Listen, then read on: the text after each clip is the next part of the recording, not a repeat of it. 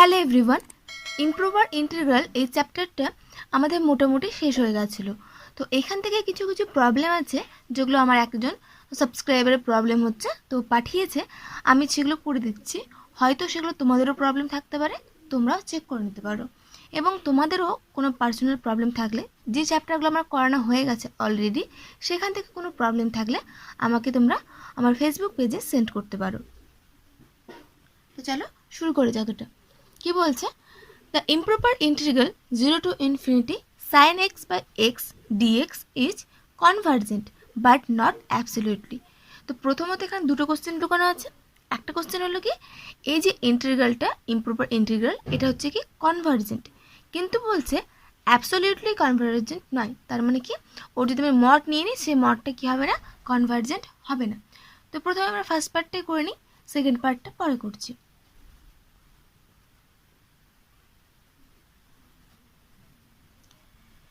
তো এখানে দেখো 0 to infinity, তারপরে জিরোতে একটা আমাদের ইনফাইনাইট ডিসকন্টিনিউটি হতে পারে, আবার এখানে তো ইনফিনিটি আছে, তাহলে এখন তোমার লিমিটটা ইনফিনিটি, তাহলে সেটা তো ইমপ্রপার হচ্ছেই, তাই না? তো ফার্স্টে কী করব, এটাকে আমরা দুটো ভাগে ভাগ করে নেব, ফার্স্ট কাইন্ড এবং সেকেন্ড কাইন্ড দুভাবে।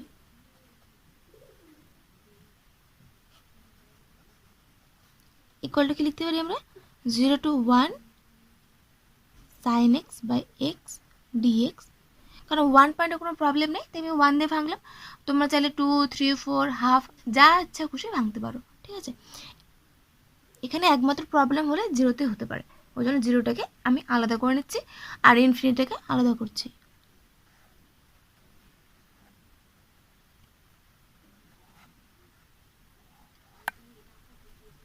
হলো, এবার এই পার্টটাকে নিয়ে আমরা প্রথমে কাজ করব, তারপরে এই পার্টটাকে নিই। তো এইখানটায় যখন যদি ফার্স্ট পার্টটাকে নিই, এটাকে for 0 to 1 sin x by x dx, এটার ক্ষেত্রে দেখো limit of x tends to 0, কারণ জিরোতে আমাদের প্রবলেম, তো দেখিনি জিরোতে মানটা কি আসছে, sin x by x equal two দেখো 1, তাই না? এর মানটা কি হচ্ছে 1, তাহলে সেক্ষেত্রে কিন্তু আমাদের জিরোটা ইনফাইনাইট ডিসকন্টিনিউটি হচ্ছে না, কারণ জিরোতে এর মানটা ইনফাইনাইট আসছে না। তাহলে আমরা এখান থেকে করতে পারবো কি, therefore 0 is not a point of infinite discontinuity।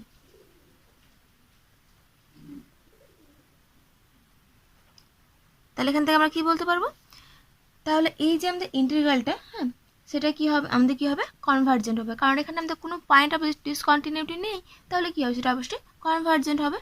তাহলে therefore 0 to 1 sin x by x dx is convergent।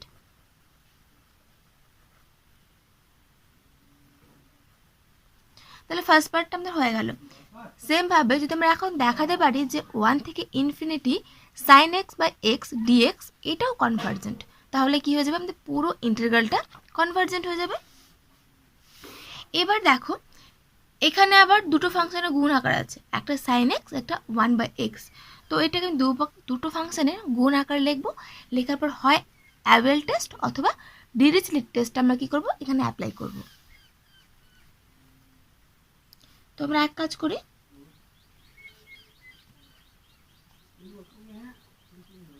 For 1 to infinity sin x by x dx এই পার্টটার জন্য let f of x equal to sin x আর g of x equal to হচ্ছে আমাদের 1 by x। এখানে কিন্তু x এর মানটা কোথায়, 1 থেকে ইনফিনিটি, তাহলে পাশে কমা দিয়ে লিখবো x greater than equal to 1, এখানেও তাই x greater than equal to 1, ব্যাস হয়ে গেল। এবার এখানে আমরা কোন টেস্টটা অ্যাপ্লাই করব, অ্যাবেল টেস্ট আর ডিরিচলেট টেস্ট। তো দেখো অ্যাবেল হোক বা ডিরিচলেট হোক, দুটোই ক্ষেত্রে প্রথমত জিএক্সটাকে নিয়ে বলছি, জিএক্সটাকে দেখাতে হয় মনোটন, তাই না? যে ইন্টারভালটা, সেই ইন্টারভালের মধ্যে সেটা মনোটন হবে, সে হয় ইনক্রিজিং হোক অথবা ডিক্রিজিং হোক। তার সঙ্গে কী হতে হবে, জিএক্স ফাংশনটাকে বাউন্ডেড হতে হবে, তাই না? এটা গেল অ্যাবেল এবং ডিরিচলেট দুটোই কি হচ্ছে আমাদের সেম প্রপার্টি। ডিরিচলেট টেস্টে আরেকটা বাড়তি প্রপার্টি ছিল, যে প্রপার্টি কি বলেছিল যে জিএক্সটা কি হবে, যখন এক্স টেন্স টু ইনফিনিটি তখন জিএক্সটা কি হবে, 0 হবে। তো এখানে দেখো আমাকে দেখতে পাচ্ছে যে এক্স টেন্স টু ইনফিনিটিতে গেলে জিএক্সটা কিন্তু 1/∞, তার মানে 0, তাই না? তাহলে আমরা এখানটায় দেখছি ডিরিচলেট টেস্টের 3টে প্রপার্টি স্যাটিসফাই করছে, তাহলে আমরা অবশ্যই এখানে ডিরিচলেটটাকে অ্যাপ্লাই করব। কারণ দেখো এফএক্সের ক্ষেত্রে কিন্তু দুটোতে কি করতে, একটাতে করতে হয় বাউন্ডেড, আরেকটাতে দেখাতে হয় কনভার্জেন্ট, তাই না? তো অ্যাবেলের ক্ষেত্রে কনভার্জেন্ট দেখানোটা একটু টাফ হয়ে যায়। এবার যেহেতু জিএক্সের ক্ষেত্রে আমার ডিরিচলেটের 3টে প্রপার্টি স্যাটিসফাই করে যাচ্ছে, তাহলে আমরা এখানে কি করব, ডিরিচলেট টেস্টে অ্যাপ্লাই করব। তাহলে সাইন এক্সটা শুধুমাত্র আমাদের দেখাতে হবে বাউন্ডেড, আমাদের এখানে কনভার্জেন্টের কোনো প্রয়োজন আসছে না, তাহলে অঙ্কটা অনেক সহজ হয়ে যাচ্ছে। এবার দেখো যখন এক্স এর মান 1 তখন জিএক্স এর মান 1, যখন এক্স এর মান ইনফিনিটি তখন জিএক্স এর মান 0, তার মানে জিএক্সটা কি হচ্ছে 0 থেকে 1 এর মধ্যে কিন্তু বাউন্ডেড। আবার আমরা এটাও জানি যে 1/x ফাংশনটা কি, এটা হলো মনোটোনিক ডিক্রিজিং ফাংশন, তাহলে এটা আমরা বাউন্ডেডও পেয়ে গেলাম, মনোটোনিক ডিক্রিজিংও পেয়ে গেলাম, আবার limit of x tends to infinity জিএক্সটা কি পেয়ে যাবো, আমরা 0 পেয়ে যাবো। তো চলো লিখে নিই। তাহলে here G is a bounded and monotonic decreasing function on কোথায়, ক্লোজ ইন্টারভ্যাল 1 থেকে ইনফিনিটি, ঠিক আছে? অ্যান্ড আরেকটা পাচ্ছি আমরা কি, limit of x tends to infinity G of x equal two পেয়ে যাচ্ছি আমরা 0। ব্যাস পেয়ে গেলাম। এবার আমাকে দেখাতে হবে কি এফএক্সটা বাউন্ডেড। এফএক্সটা বাউন্ডেড কোথায়, এর মধ্যে integration 1 to capital x fx dx, এটা আমরা দেখাতে বাউন্ডেড, এটা আমরা মড নিয়ে নিচ্ছি equal to mod of integration 1 to capital x sine x dx, এটা মানে হচ্ছে মাইনাস কস এক্স, তাই না? তার লিমিট 1 থেকে এক্স, এটা হচ্ছে মড, ঠিক আছে? তাহলে এখানটা আসবে mod of cos 1 minus cos capital x. তো দুটোরই মড, তাই না? দুটোকে একসঙ্গে মাইনাস করেছে, আবার মড নিয়েছে। কস 1 মান মড যদি নিই, এটা লেস দেন ইকুয়াল টু কীরকম হয়ে যায়, cos of 1 plus cos x, এটা লেস দেন ইকুয়াল টু 1, এটা লেস দেন ইকুয়াল টু 1, তাহলে পুরোটা লেস দেন ইকুয়াল টু 2, কারণ কস এক্সের মড কী হয়, মডুলাসটা সবসময় লেস দেন ইকুয়াল টু 1 হয়, তো দুটোকে কম্বাইন করলে লেস দেন ইকুয়াল টু 2, তাহলে পেয়ে যাচ্ছি আমরা integration 1 to x f x ডিএক্সটাও কি বাউন্ডেড। তাহলে আমরা এখানে অ্যাপ্লাই করবো কার, তাহলে বাই ডিরিচলেট টেস্ট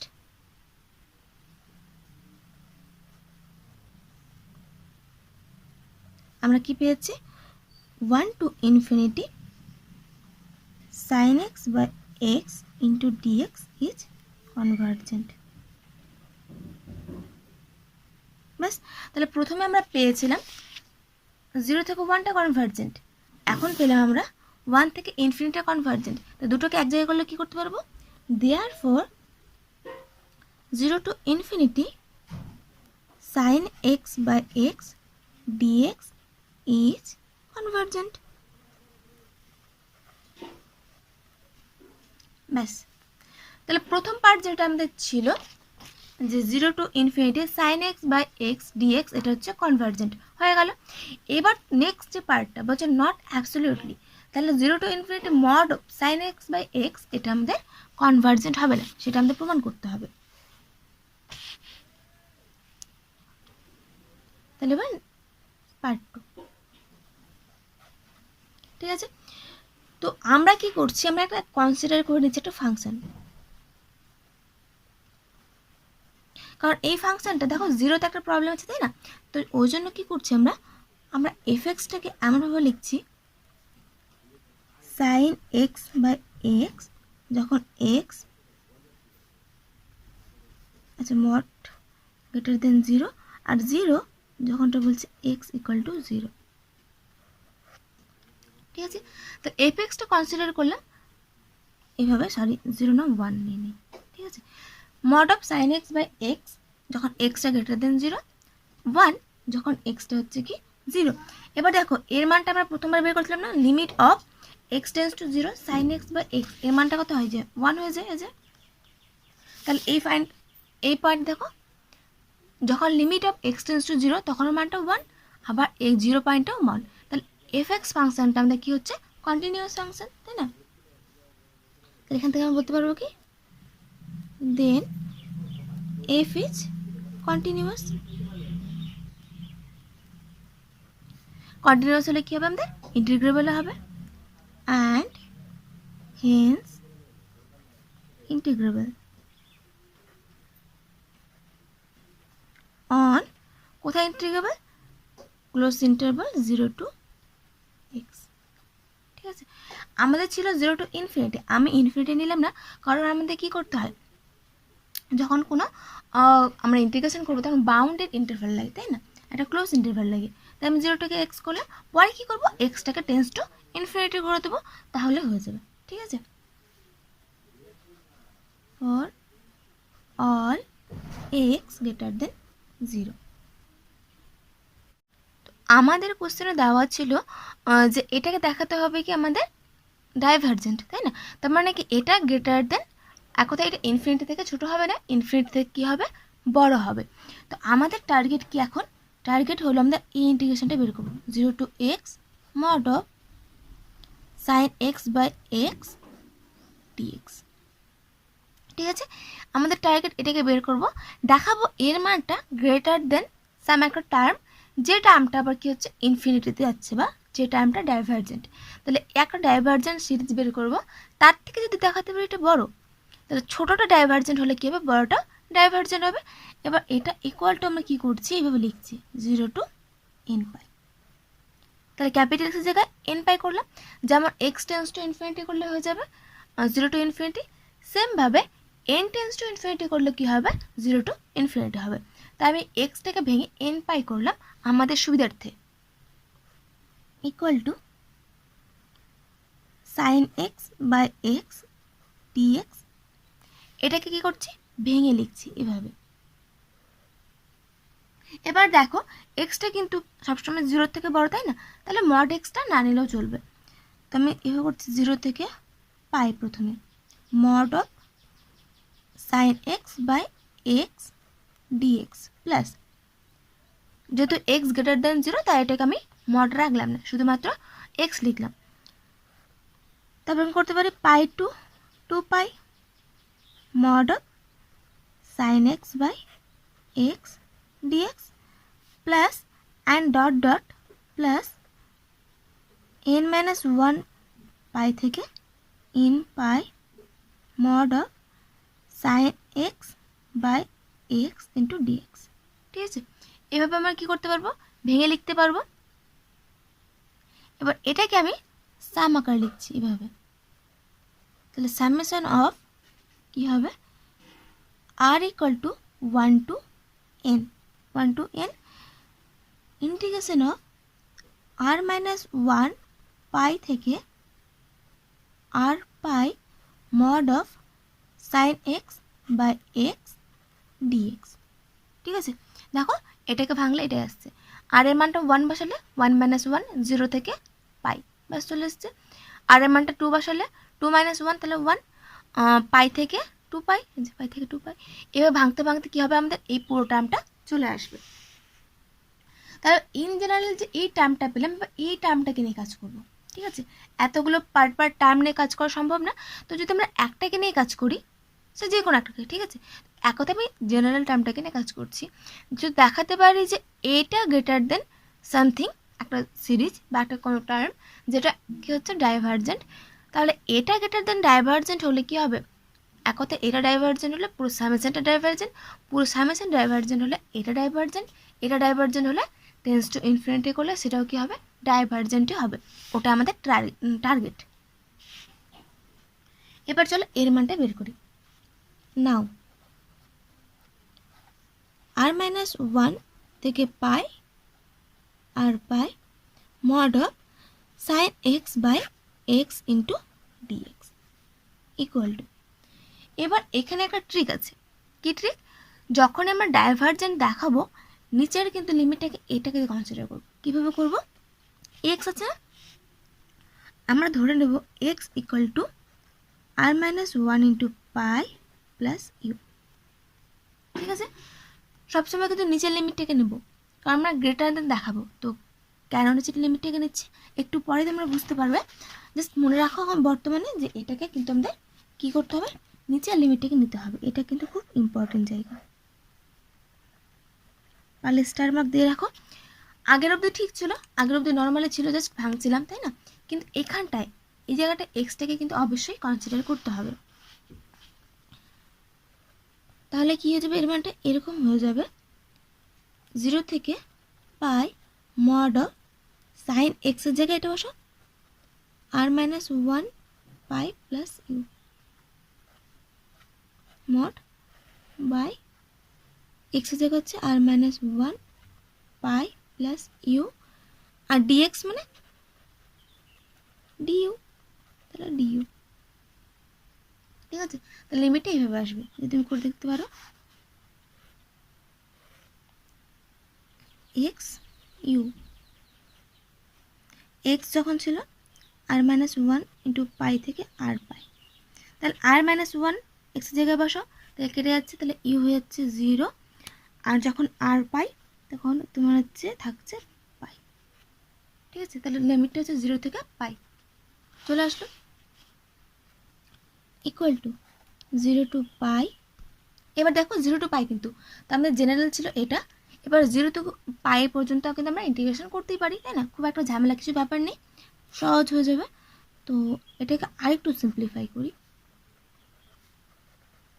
আচ্ছা, মড অফ সাইন যদি এরকম থাকে এন পাই প্লাস এক্স, তাহলে মড এর মানটা কী হয়েছে সবসময় সাইন এক্স, তাই না?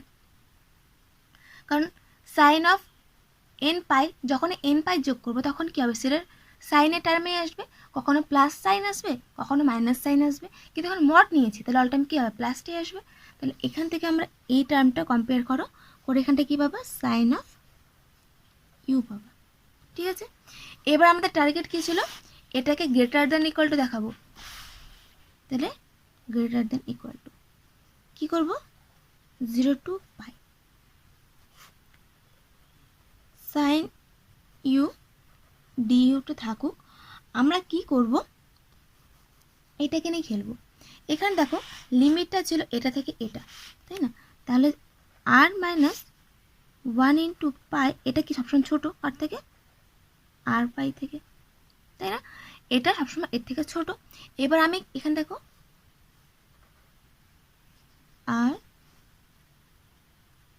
r-1 pi plus u less than equal to r pi. কারণ কি, কারণ দেখো ইউটা কোথায় আছে, ইউটা কিন্তু আছে 0 থেকে পাইয়ের মধ্যে, যেহেতু u belongs to close interval 0 to pi. ঠিক আছে, তাহলে এটা অলরেডি আর পাইয়ের থেকে ছোট ছিল। যদি ইউ এর মানটা 0 হয়ে যায় তাহলে এটা কী হবে, লেস দেনই হবে। যদি পাই হয়ে যায় তাহলে এখানে দেখো পাই পাই যোগ করো, তাহলে এখানে আর পাই চলে আসছে।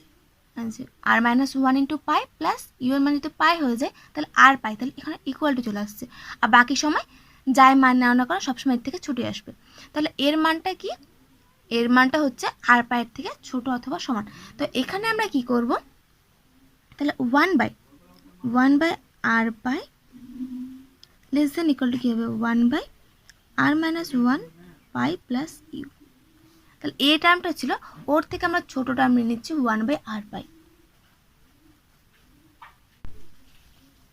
এখানে এই টার্মটা ছিল, মানে এই টার্মটা ছিল আমরা কি নিয়েছি আর পাই, তার মানে ছোটোর দিকে আর পাই থাকবে। দেখো যে ছোটোর দিকে আর পাই, মানে আর পায়ের দিকে তীরটাকে মারছে, এখানে দেখো আর পায়ের দিকে তীরটাকে মারছে। তাহলে ঠিক আছে, তাহলে এই দুটো ইকুয়েশনকে নেওয়া এই সাপেক্ষে আমরা ঠিকই করেছি। তাহলে দেখো নিচেরটা আর পাই, এখানে তো কোনো ভেরিয়েবল নেই, মানে ডিও কোথাও নেই, তাহলে আর পাইটাকে আমি বাইরে করতে পারি, তাহলে ইকুয়াল টু করতে পারি 1/r pi sine u du, তাহলে মাইনাস কস ইউ, লিমিট কোথায় 0 থেকে পাই। এর মানটা বসাও, এর মানটা বসালে আসবে 2/r পাই। তাহলে এক কথা যদি আমরা প্রথম থেকে এখান থেকে কনসিডার করি, তাহলে এর মানটা কি পেলাম, আমরা এটা পেয়ে গেলাম। তাহলে therefore r minus 1 into pi থেকে r pi mod of sine x by x dx greater than equal to 2/r pi. ঠিক আছে, এটা পেয়ে গেলাম। এবার দেখো এখানে যদি আমি লোয়ার লিমিটটাকে কনসিডার না করতাম, যদি এখানটা আমি কি করতাম আপার লিমিটটাকে নিতাম, তাহলে কিন্তু আমাদের এই কন্ডিশনটা পেতাম না, তাই না? আর নিচেতে কি হতো, যখন আমরা এখানে আপার লিমিটটাকে চেঞ্জ করে লোয়ার লিমিটে নিয়ে আসতো, তখন কিন্তু লেস দেন ইকুয়াল টু হয়ে যেত, মানে এই পার্টটা ছোটো হয়ে যেত। তো বড়টার সে ডাইভার্জেন্ট হোক বা কনভার্জেন্ট হোক, সেই থেকে আমরা কিন্তু ছোটো বড়টা ডাইভার্জেন্ট হলে ছোটোটা ডাইভার্জেন্ট হবে আমরা কিন্তু বলতে পারি না, তাই না? ওই জন্য আমরা কিন্তু কী করবো, সবসময় লোয়ার লিমিটটাকে নিয়ে কাজ করবো। এখানে অবশ্যই কিন্তু লোয়ার লিমিটটাকে নিতে হবে, এটা খুব ভালো করে মাথায় রাখবে। তো হয়ে গেল, এবার আমাদের এটা হলো। আর মেন আমাদের কি ছিল, মেন ছিল যে আমাদের 0 to x, তার আমাদের সামেশন আকারে, তাই না? তাহলে therefore integration of 0 to x mod of sine x বা এক্স ডিএক্স, এটা ইকুয়াল টু ছিল আমাদের summation of r equal to 1 to n r minus 1 into pi to r pi mod of sine x by x dx, এটা ছিল। এটা বা greater than কেটা, এটা এই পুরো ইন্টিগ্রেশনটা দেখো, তাহলে আমি কি করব, তাহলে greater than equal two summation of r equal to 1 to n 2/r পাই। এটা সিরিজে ভাঙো, তাহলে ইকুয়াল টু আসবে 2/পাইটাকে কমন নিয়ে নাও, তাহলে 1/1 plus 1/2 plus 1/3 plus and dot dot dot plus 1/n। তাহলে দেখো সামেশন এটা সিরিজটা কি, summation of 1/n to the power P, তাই না? এইভাবে summation of 1/n to the power P, এই সিরিজটা আসছে, যেখানে পি এর মানটা কত 1, তাহলে এটা কি ডাইভার্জেন্ট সিরিজ, এই সিরিজটা পুরো ডাইভার্জেন্ট, কারণ এখানে পি এর মানটা কত আছে 1 আছে, তাই না? তাহলে as n tends to infinity, যখন এনটা কত যাবে ইনফিনিটিতে যাবে, এই যে এন এর মানটা ইনফিনিটিতে যাবে, তখন কি হবে, দ্য রাইট হ্যান্ড সাইড টার্মটা কি হবে অফ, এটা তুমি 1 নাম দিই, অফ 1 গিভস দ্য সিরিজ, কোন সিরিজটা দেবে আমাদের, এরকম সিরিজটা দেবে, summation of r equal to 1 to infinity 2/r পাই। এটা কি হুইচ ইজ কি ডাইভার্জেন্ট,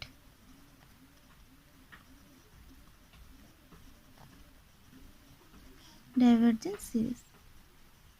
তাহলে এটা হচ্ছে আমাদেরকে একটা ডাইভার্জেন্ট সিরিজ, তাই না?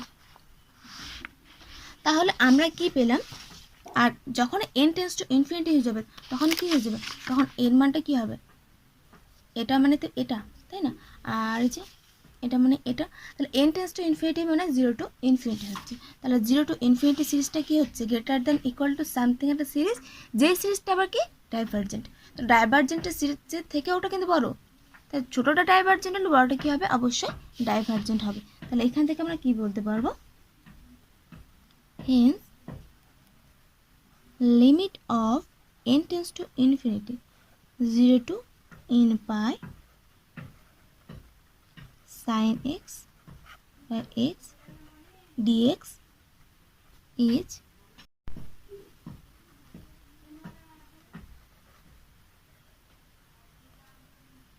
ডাইভার্জেন্ট।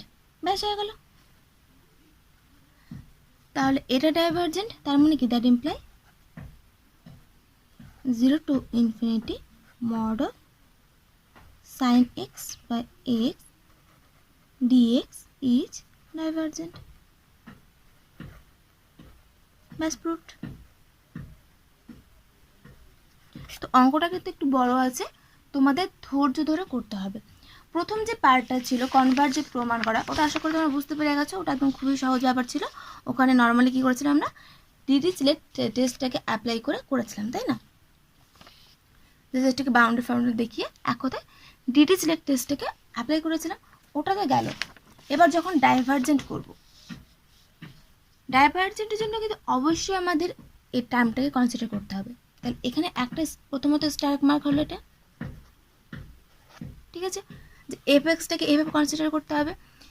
দ্বিতীয়ত কি, আমাদের ইন্টিগ্রেশনটা বের করতে হবে। যেহেতু আমরা 0 to infinity ডিরেক্টলি ইন্টিগ্রেশন করতে পারি না, তাই আমরা কী করবো, 0 to x এর ইন্টিগ্রেশন বের করব। এবার আমাদের টার্গেট থাকবে কি, টার্গেট থাকবে এটাকে দেখানো গ্রেটার দেন ইনফিনিটি বা একটা কি ডাইভারজেন্ট সিরিজ।